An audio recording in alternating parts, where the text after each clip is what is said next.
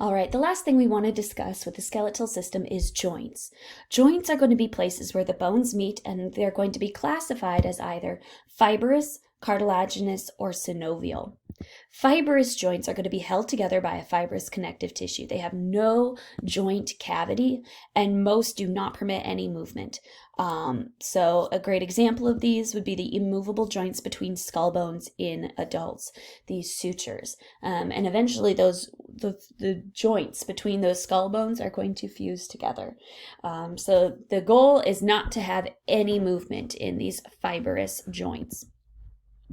Cartilaginous joints, on the other hand, do permit a very small amount of movement.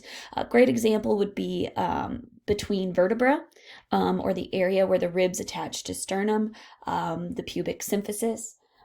These areas, these joints do allow some movement, but the movement they allow is mostly for protection, for shock absorption, things like that. It's not designed for a great deal of movement.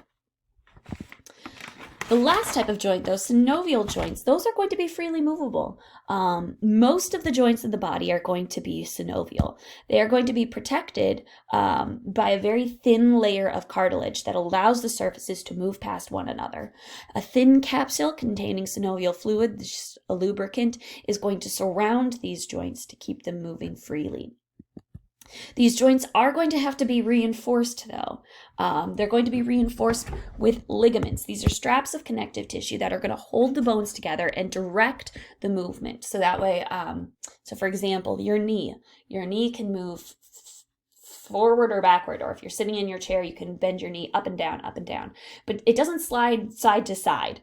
And that's because of the ligaments. The ligaments help hold it in place and direct its specific line of movement. So here is a great model showing what a joint looks like, a synovial joint looks like. And so spend a little bit of time taking a look at this knee. All right, joints. So the synovial joints can actually differ in the type and the range of motion they permit, depending on where they found in the body and what their role is. So hinge joints, for example, move only in one plane. Give me an example of this. What is an example of a hinge joint that only moves in one plane? I'll give you an example, the knee, but please come up with at least 2 or 3 more of your own.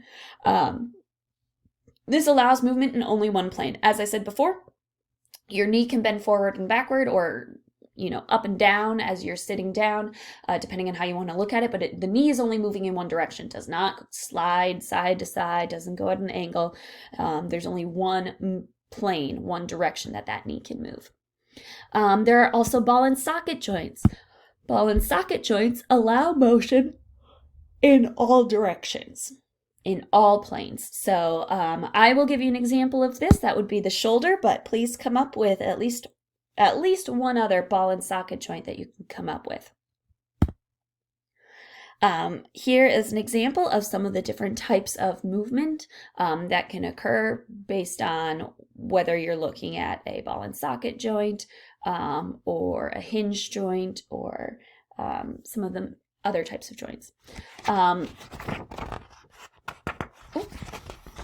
Here we go. There are certain injuries that can occur in the human body, especially when we're talking about bones and joints.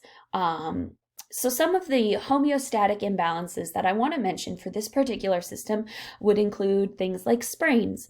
Sprains are going to be injuries to ligaments. They're going to range from very slight, they're caused by overstretching, to very serious, caused by tearing. So example, tearing of the ACL of the knee, the anterior cruciate ligament of the knee, can be a very, very serious injury. So a sprain is damage to the ligaments. Bursitis is inflammation of the bursa, those fluid-filled sacs that surround and cushion the joints.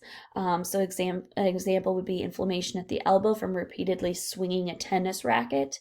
So too much motion can actually cause bursitis, or too much repetitive motion can cause damage to a particular area.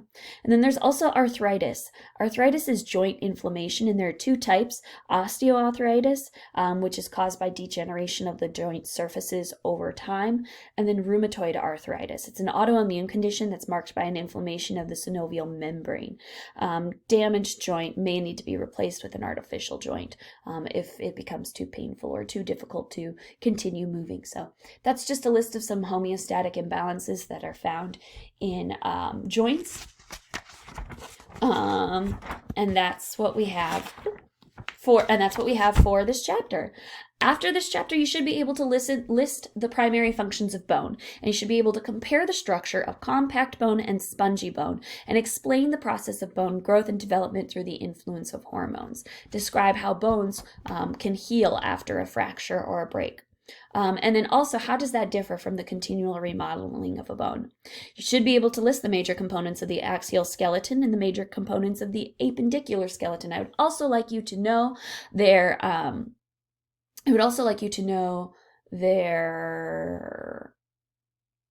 I'm sorry, I lost my train of thought. Oh, I would also like you to know their primary function. Thank you.